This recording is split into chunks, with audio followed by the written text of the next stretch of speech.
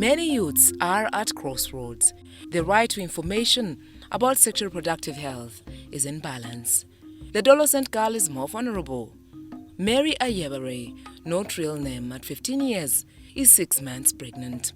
Her crisis is a result of domestic violence and alcoholism at home. She fell victim of pregnancy with a 17-year boy. We got some problems at our home with my parents. So the problems, and even my father was using some drugs. So those problems are the ones which led me to get pregnant.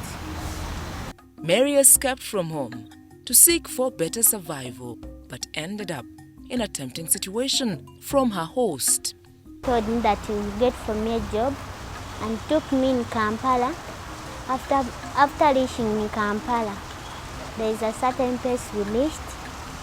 He told him that there's somewhere I want to buy things. He went there.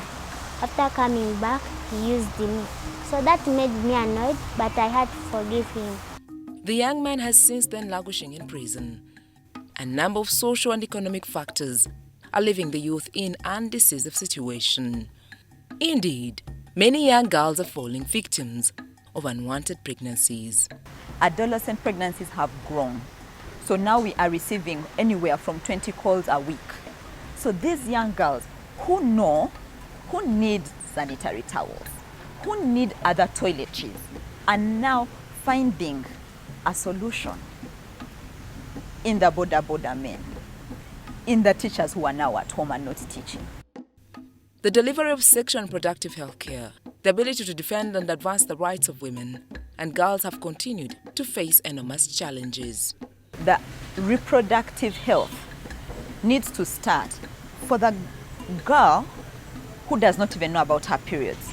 Because we've had girls get pregnant before they've seen their periods. So they do not understand.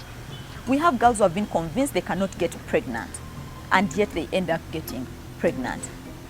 Young people must be empowered to make informed sexual and reproductive health decisions. Taking a comprehensive approach for the provision of sexual and reproductive health services for adolescents would yield immense health benefits. We look at sitting together on a round table as stakeholders, Ministry of Health, Ministry of Finance, CSOs. We sit together on a round table. We see what our priorities are, and we agree that health is a priority, because when you have a healthy population, you can have more productivity. The ability to achieve sexual and reproductive health and rights, including being able to decide when and whether to have children, is critical for the health and well-being of a woman. I want to say that I will applaud government over the years. It has tried to endeavor to deliver services for the young population. But of course, us as civil society, our role is to identify where the gap is. A big majority is still not accessing the services.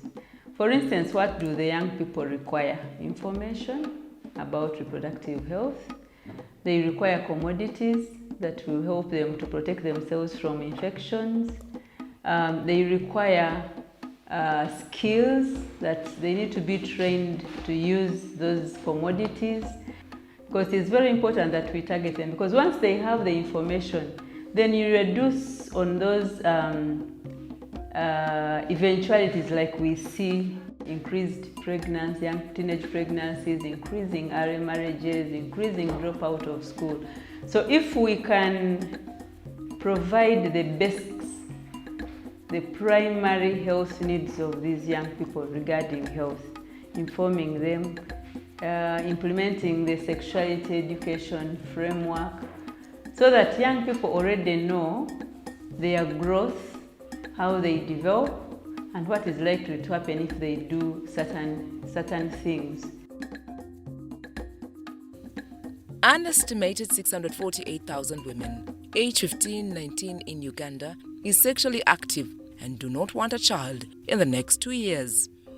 However, among this group, more than 60% have an unmet need for modern contraception, meaning that they either use no contraceptive method or use traditional methods of contraception. A case in time is a recently released performance report, 2019-2020, for Michena district in the health sector. The report put the central Uganda district to worry over the high rate of teenage pregnancies.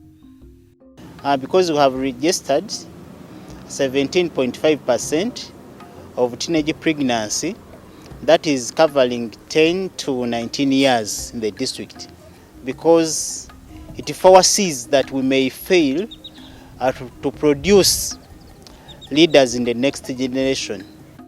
Nearly half of all pregnancies among women aged 15 to 19 in Uganda is unintended, totaling to an estimated 214,000 unintended pregnancies each year. Greater investment is important to ensure that young people have access to age-appropriate, comprehensive sexuality education, as well as high-quality sexual and reproductive health services. In real terms of the figures, you have more money allocated to health than we had last year. But this means that we are not giving money according to the population increase. Because the population we had last year probably was 40-something. Now we are increasing maybe by an additional 1 million in the year. So the flattening of this fund and as a percentage of the entire national budget means that services will continue to be limited. The budget is guided by a number of considerations. One of them is the funding available. Of course, we know that funds are always limited, but we know in the last NDP that has just ended, health was taking around 8% of the national budget, and it was around number 5 in the order of hierarchy.